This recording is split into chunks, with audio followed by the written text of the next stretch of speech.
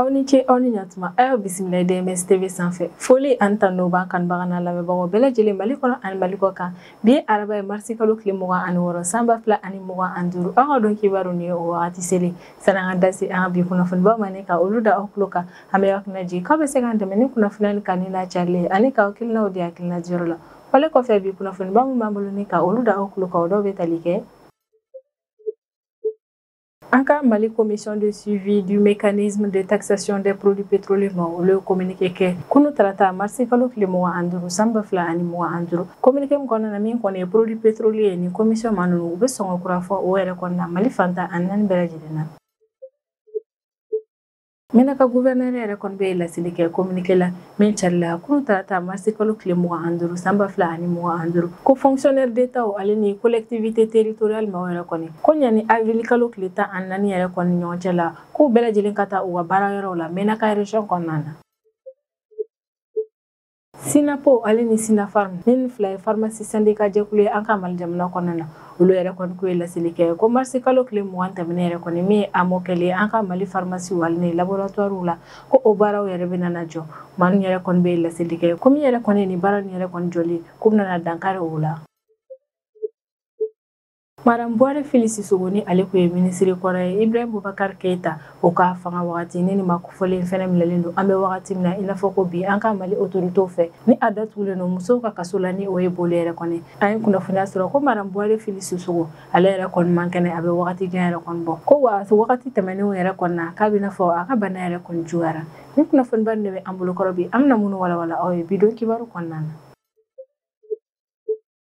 Mali Commission de suivi du mécanisme de taxation des produits pétroliers olu kɔni communiqué kɛ ko n'u tarata marsi kalo tile 25 sanba 2025 communiqué min kɔnɔna na o b'a yira k'a fɔ ko bi araba ye marsi kalo tile 26 o zoroyɛrɛ wagati yɛrɛ kɔni ni yɛrɛ kɔni ye produits pétroliers yɛrɛ kɔni ko sɔngɔ kura bɛna kɛ olu yɛrɛ kɔni na an ka Mali jamana fantan ani naani bɛɛ lajɛlen na commission yɛrɛ kɔni sɔngɔ kura minnu yɛrɛ kɔni bɔ produits pétroliers la an ka Mali jamana kɔnɔna na olu ye ko min yɛrɛ kɔni ye super carburant sans plan bɔ ale kɔni lettre bɛna na kɛ 155 de ye gasoil ale ni distillat diesel o litre yɛrɛ kɔni bɛna na kɛ 145 ye fuel oil 180 ale litre bɛna na feere 120 pétrole lampan ale ni jet A1 yɛrɛ kɔni ko olu yɛrɛ kɔni sɔngɔ tɛna na falen kɔrɔlen u bɛ feere dahaya min yɛrɛ kɔni na olu bɛna na continuer ni ka feere o sɔngɔ kelen ninnu na commission man yɛrɛ kɔni bɛ a wajibiya produits pétroliers feerekɛlaw bɛɛ lajɛlen yɛrɛ kɔni kan ko ni sɔngɔ kura minnu yɛrɛ kɔni fɔlen filɛ nin ye ko bɛɛ k'i jilaja yɛrɛ kɔni ninnu yɛrɛ kɔni feereli ka kɛ ni sɔngɔ ninnu na foyi kana na fara a kan yɛrɛ kɔni ko wa mesure yɛrɛ kɔni bɛ daminɛ bi su in na yɛrɛ de kɔni kunu tarata marsi kalo tile 25 sanba 2025 Menaka gouverneur ale kɔni bɛ laseli kɛ ko fonctionnaire d'État ale ni collectivité territoriale ma yɛrɛ kɔni k'u ka fɛɛrɛw bɛɛ lajɛlen yɛrɛ kɔni latigɛ u k'u ka disposition bɛɛ yɛrɛ kɔni ta walasa avril kalo tile 14 nata yɛrɛ kɔni u ka u bɛɛ lajɛlen yɛrɛ kɔni sɔrɔ Menaka région kɔnɔna na kɛrɛnkɛrɛnnenya la minnu ka baara yɔrɔ yɛrɛ kɔni bɛnnen don Menaka de ma Menaka région gouverneur ka kɔrɔfɔ yɛrɛ kɔni na ko ni délai kofɔli min yɛrɛ kɔni fɔlen filɛ ni délai yɛrɛ kɔni tɛmɛna ka sɔrɔ fonctionnaire d'État fɛn fɛn yɛrɛ kɔni ni e ka baara yɔrɔ yɛrɛ kɔni bɛnnen don Menaka ma ni e ma taa Menaka région kɔnɔna na k'u bɛna na sanction yɛrɛ kɔni ta e kama e ka o wale in na hakilina jiginna marsi kalo tile 10 tɛmɛnen Menaka région gouverneur ale kun ye menace kɛ ni ka ɲɛsin école karamɔgɔ 151 bɔɲako yɛrɛ kɔni ma ko ni u ma taa Menaka région kɔnɔna na ka taga u ka baaraw yɛrɛ kɔni kɛ k'a bɛna na o école karamɔgɔ min yɛrɛ kɔni ka sara tigɛ nka yira la k'a fɔ ko gouverneur yɛrɛ kɔni kun ye ni menace min yɛrɛ kɔni kɛ ni ka ɲɛsin école karamɔgɔ yɛrɛ kɔni ma kɔfɛ gouverneur ale ni école karamɔgɔ ninnu tilala ka bɛnkan sɔrɔ a ko la k'o sababu kɛ an ka Mali premier ministre ni o ye général de division Abdoulaye Maïga yɛrɛ kɔni ale ye école karamɔgɔ yɛrɛ kɔni ka syndicat dɔw ani olu ye ɲɔgɔn ye yɛrɛ kɔni kɛ marsi kalo tile 17 tɛmɛnen ni o ɲɔgɔn ye yɛrɛ de kɔni senfɛ école karamɔgɔ ninnu u ye u ka gɛlɛyaw yɛrɛ kɔni fɔ premier ministre ye ale ni premier ministre u fana bɛ se ka fɛɛrɛ minnu tigɛ école karamɔgɔ ninnu ye walasa u ka se ka segin ka taa u ka baaraw kɛ Menaka région kɔnɔna na premier ministre ale fana o ɲɛfɔli kɛ école karamɔgɔ ninnu ye o de kɔni na an b'a ye k'a fɔ Menaka gouverneur ale kɔni y'a yira k'a fɔ k'a ka laɲini yɛrɛ de kɔni ye service social ale ni état ka représentant bɛɛ lajɛlen yɛrɛ kɔni ka taa Menaka région kɔnɔna na cogo min Menaka région ma olu mago bɛ se service minnu na u ka se ka olu sɔrɔ i n'a fɔ jamana région tɔw bɛɛ lajɛlen yɛrɛ kɔni bɛ cogoya min na o yɛrɛ de kɔni na a bɛ a laɲini fonctionnaire d'État ale ni collectivité territoriale yɛrɛ kɔni fɛ k'u bɛɛ lajɛlen ka u jilaja u b'u ka disposition bɛɛ lajɛlen yɛrɛ kɔni ta walasa ɲani avril kalo tile 14 yɛrɛ kɔni cɛ u ka u bɛɛ lajɛlen sɔrɔ Menaka région kɔnɔna na bɛɛ lajɛlen ka t'i ka baara yɛrɛ kɔni daminɛ ni yɔrɔ kofɔlen in na Sinapo ale ni Sinafarm minnu fila yɛrɛ kɔni pharmacie syndicat jɛkulu ye an ka Mali jamana kɔnɔna na olu kun ye laseli kɛ don tɛmɛnenw yɛrɛ kɔnɔna ko k'a daminɛ mars kalo tile 20 yɛrɛ kɔnɔna min AMO kɔni n'o ye assurance maladie obligatoire ko bɛna o jɔ pharmacie bɛɛ lajɛlen yɛrɛ kɔnɔna ale ni laboratoire d'analyse yɛrɛ kɔnɔna ko sababu kɛ k'u ka juru caman yɛrɛ de kɔni bɛ autorités la nka syndicat maa fila ni yɛrɛ kɔni u bɛ laseli yɛrɛ kɔni kɛ k'u kun ye ni grève ko min yɛrɛ kɔni boloda ni o ye k'u tɛ AMO yɛrɛ kɔni labaara bilen pharmacie kɔnɔna na k'u bɛna grève yɛrɛ kɔni wuli ka bɔ yen nɔ o de kɔnɔna pharmacie ale ni laboratoire privé ma u bɛ laseli yɛrɛ kɔni kɛ ko ninnu bɛɛ lajɛlen yɛrɛ kɔni kɔnɔna na an bɛ wagati min na i n'a fɔ ko bi ni AMO yɛrɛ kɔni u bɛ ka labaara yen nɔ nka SINAPO ale ni SINAPHARM u bɛ laɲini kɛ kanama ale ni organisme de gestion délégué maaw yɛrɛ kɔni fɛ k'u ka fɛɛrɛw bɛɛ lajɛlen yɛrɛ kɔni latigɛ walasa pharmacie ma olu ka juru minnu yɛrɛ kɔni bɛ AMO ta sira fanfɛla yɛrɛ kɔnɔna u ka fɛɛrɛw latigɛ ka o wari ninnu sara olu ye wa wari min yɛrɛ kɔni ka sara kuntagala kɔnɔna na délai min yɛrɛ kɔni fɔra wari in sarali kuntagala kɔnɔna na u k'u jija wari in ka sara o délai kɔnɔna na o de la an bɛ aw la kunnafoni an bɛ wagati min na i n'a fɔ ko bi ko min yɛrɛ kɔni ye AMO ye olu bɛ ka minɛ an ka pharmacie ale ni laboratoire privé bɛɛ lajɛlen kɔnɔ Mali fantan a 4 bɛɛ lajɛlen na Madame Bɔre Fili Sisoko ni ale kun ye ministre ye Ibrahim Boubacar Keita o ka fanga wagati wa ni ma kofɔlen ale yɛrɛ kɔni bɛ kaso la ni wagati na ko sababu kɛ IBK ka fanga wagati avion présidentiel Saniko min kɛra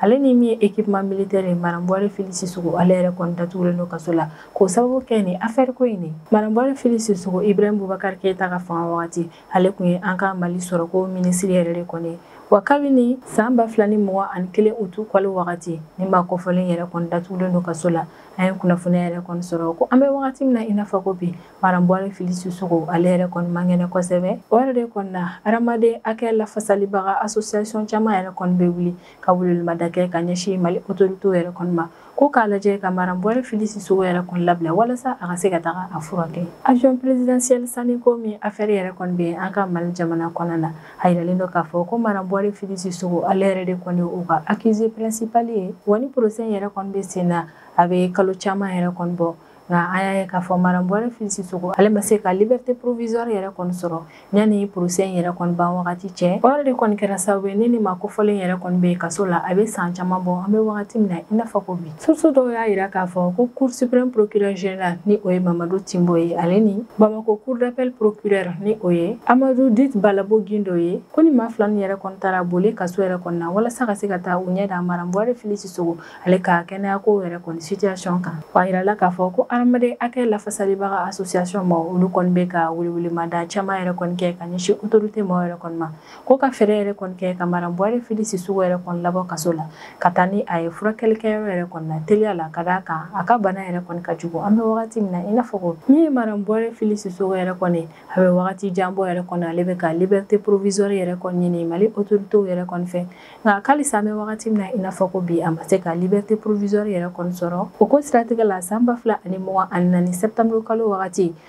min yɛrɛ kɔni ni affaire in yɛrɛ kɔni laseginna ka taa tuguni ka d'a kan ko kunnafoniyaw yɛrɛ kɔni ma dafa affaire in kɔnɔna na Madame Bɔre Fili Sisoko ale ka avocat olu yɛrɛ kɔni ko ye demande provisoire yɛrɛ kɔni ɲini a tɔgɔ la nka cour suprême ma yɛrɛ kɔni u ma sɔn ka liberté provisoire yɛrɛ kɔni di Madame Bɔre Fili Sisoko ma ka d'a kan o y'a yira k'a fɔ ko Madame Bɔre Fili Sisoko minɛli yɛrɛ kɔni ni ka a datugu kaso la ko nafa bɛ o la ka d'a kan o temps yɛrɛ kɔni kɔnɔna na u bɛna na procédure judiciaire dɔw yɛrɛ kɔni daminɛ ale ni u bɛna fɛɛrɛw yɛrɛ kɔni latigɛ walasa avion présidentiel ko in a tiɲɛ bɛɛ lajɛlen yɛrɛ kɔni ka bɔ o de kɔni na laɲini yɛrɛ kɔni bɛ ka kɛ an ka Mali autorités yɛrɛ kɔni fɛ k'u ka fɛɛrɛ yɛrɛ kɔni kɛ ka Madame Bɔre Fili Sisoko ka liberté provisoire yɛrɛ kɔni di ale ma walasa nin ma kofɔlen ka se ka taa a yɛrɛ kɔni furakɛ yanni procès yɛrɛ kɔni tɔ ka continuer ka d'a kan a bɛ kaso yɛrɛ kɔni na a bɛ ɲina ka na san 4 bɔɲɔgɔnko yɛrɛ kɔni bɔ an ka Mali jamana kɔnɔna na Mayina maire yɛrɛ kɔni ye décision ta ko k'a daminɛ kunu tarata marsi kalo tile 25 san 2025 ko min yɛrɛ kɔni Mayina pont ferroviaire yɛrɛ kɔni ko maa si kana tɛmɛ nin yɔrɔ kofɔlen na k'a daminɛ su nɛgɛ kaɲɛ 3 la ni ka taa bila sɔgɔmadafɛla nɛgɛ kaɲɛ 7 la Mayina maire yɛrɛ kɔni ka kɔrɔfɔ la ko décision yɛrɛ kɔni takun de ye walasa ka se ka lakana yɛrɛ kɔni sabati nin yɔrɔ kofɔlen na ale ni min ye hadamaden minnu yɛrɛ kɔni bɛ tɛmɛ nin yɔrɔ na ka se ka olu yɛrɛ kɔni tanga kasaraw ma Mayina autorité municipale yɛrɛ kɔni bɛ laɲini kɛ voyageurs ale ni compagnie accompagnateurs yɛrɛ kɔni fɛ kɛrɛnkɛrɛnnenya la minnu yɛrɛ kɔni bɛ ba kɔfɛla la k'u ka fɛɛrɛ bɛɛ lajɛlen yɛrɛ kɔni latigɛ u ka lakodɔn sɛbɛn u ka olu bila u bolo ale ni u ka voyage kɛ bio u ka fɛɛrɛ kɛ ka nin sɛbɛn bɛɛ lajɛlen yɛrɛ kɔni bila u bolo walasa min yɛrɛ kɔni ye ba in tigɛli ye ka se ka o nɔgɔya maa ninnu ma o bɛ laɲini yɛrɛ kɔni kɛ voyageurs yɛrɛ kɔni fɛ k'u ka u janto u yɛrɛ la u ka to ka jateminɛw yɛrɛ kɔni kɛ kana k'a bɛna fɔ maa maramafɛntigi dɔw yɛrɛ kɔni bɛ ka munumunu yɔrɔ in yɛrɛ kɔni na ko yɛrɛ de kɔni na u ye décision yɛrɛ kɔni ta ko k'a daminɛ su nɛgɛ kanɲɛ 3 yɛrɛ kɔni na ne ka taa bila sɔgɔmada nɛgɛ kanɲɛ 7 la ko yamaruya tɛ maa si yɛrɛ kɔni bolo ka tɛmɛ Mayina pont ferroviaire yɛrɛ kɔni fɛ Mayina mara kɔnɔna na. Sisan an bɛ tɛmɛ n'an ka jamana kɔfɛ kibaruyaw ye o kɔnɔna na an bɛ taa Senegal jamana kɔnɔna na. Fonds monétaire international ma ni o ye FMI ye olu kɔni bɛ laseli kɛ tɛnɛ tɛmɛnen mars kalo tile 24 san 2025 komi yɛrɛ kɔni ye négociation tɛmɛlen ye olu ni Senegal ni ɲɔgɔn cɛ la walasa ka se ka programme kura yɛrɛ kɔni bɔ ko o tɛna na se ka kɛ bilen autant que ka Macky Sall yɛrɛ kɔni to fanga yɛrɛ kɔni na données économiques minnu yɛrɛ kɔni bɔra ni ka da bɛɛ lajɛlen yɛrɛ kɔni tulo kan tant que u ma labɛnni yɛrɛ kɔni don ni données économiques ninnu na a yirala k'a fɔ ko Macky Sall n'ale ye Senegal jamana ɲɛmaa kɔrɔ ye ale ka fanga wagati yɛrɛ kɔni u kun ye données économiques minnu yɛrɛ kɔni fɔ jamana kɔnɔdenw ye ko o kuma yɛrɛ kɔni tɛ tiɲɛ ye o kuma galontigɛli yɛrɛ de kɔni kama FMI ma olu bɛ laseli kɛ k'u kun bɛna dollar wari miliyari 1 ale ni dɔɔni bonya kɔmi yɛrɛ kɔni juru don Senegal la k'u bɛna o jɔ fo ka taa fɔ ni Senegal jamana yɛrɛ kɔni kɔnɔna na n'u ye sɛgɛsɛgɛli baara kɛrɛnkɛrɛnnen dɔw yɛrɛ kɔni kɛ u ka jamana sɔrɔ ko yɛrɛ la fɔlɔ kalo tɛmɛnen yɛrɛ kɔni sɛgɛsɛgɛli baara dɔw kɛra Senegal jamana kɔnɔna na o sɛgɛsɛgɛli baaraw y'a yira k'a fɔ ko ka Macky Sall yɛrɛ kɔni to fanga la k'u kun ye chiffre minnu yɛrɛ kɔni fɔ k'u ka dette publique ale ni u ka déficit budgétaire yɛrɛ kɔni ko o kun ye laseli kɛ k'a fɔ ko o bɛ wari hakɛya min yɛrɛ kɔnɔ na ko tiɲɛ tɛ ni kuma yɛrɛ kɔnɔ na ka da kan k'a yirala k'a fɔ ko Senegal dette publique kun ka ca ni nin bɛɛ lajɛlen yɛrɛ kɔni nka Macky Sall ka maaw yɛrɛ kɔni u ye données kolon yɛrɛ de kɔni di maaw ma walasa ka jamana kɔnɔdenw lafili Senegal ministre des finances ni o ye Cheikh Diba ye ale kɔni y'a yira k'a fɔ ko Senegal jigi dalen don a la k'a fɔ ko ɲani juin kalo yɛrɛ kɔni cɛ k'a bɛna se ka bɛnkan sɛbɛn dɔ yɛrɛ kɔni tɛmɛ ani FMI maaw ni ɲɔgɔn cɛla la nka FMI maaw ka chef de mission ni o ye Edouard Gemayel yɛrɛ kɔni ale ka kumaw yɛrɛ kɔni kɔnɔna na a ma kuma in tiɲɛtigiya a ma galontigiya fɛnɛ nka a y'a yira k'a fɔ ko fɛn bɛɛ yɛrɛ kɔni bɛ se ka kɛ ɲani juin yɛrɛ kɔni cɛ wa a y'a yira k'a fɔ ko min ye juru kura donni yɛrɛ kɔni ye Senegal la k'u tɛ se ka o négociation tɛmɛ u ni ɲɔgɔn cɛ la tant que Macky Sall ka fanga wagati yɛrɛ kɔni o ye déclaration kolon min yɛrɛ kɔni kɛ ni o ko ma ɲɛnabɔ fɔlɔ a y'a yira k'a fɔ ko min yɛrɛ kɔni o déclaration kolon yɛrɛ kɔni ko ni o ɲɛnabɔra Senegal jamana kɔnɔna na ko FMI maaw u bɛ se ka teliya joona négociation na u ni Senegal autorité maaw ni ɲɔgɔn cɛla la hakilila jiginna kalo tɛmɛnen Senegal Cour des comptes maaw yɛrɛ kɔni olu ye sɛgɛsɛgɛli baara dɔw yɛrɛ kɔni cari bɔlɔlɔsiraw yɛrɛ kɔnɔ kan sɛgɛsɛgɛli baara minnu yɛrɛ kɔni kɔnɔna na a bɛ ye k'a fɔ ko Macky Sall ale ka administration maaw u ye nkalon yɛrɛ kɔni tigɛ jamana ka dette publique ko yɛrɛ kɔni ta fanfɛla la ka da kan u ye wari min yɛrɛ kɔni fɔ ko o juru de tun bɛ jamana na a yirala k'a fɔ ko juru in kun ka ca ni o bɛɛ lajɛlen ye Cour des comptes maaw ka rapport kɔnɔna na u y'a yira k'a fɔ ko san 2023 wagati Senegal ka dette publique ye o kun bɛ kɛmɛ sara la 99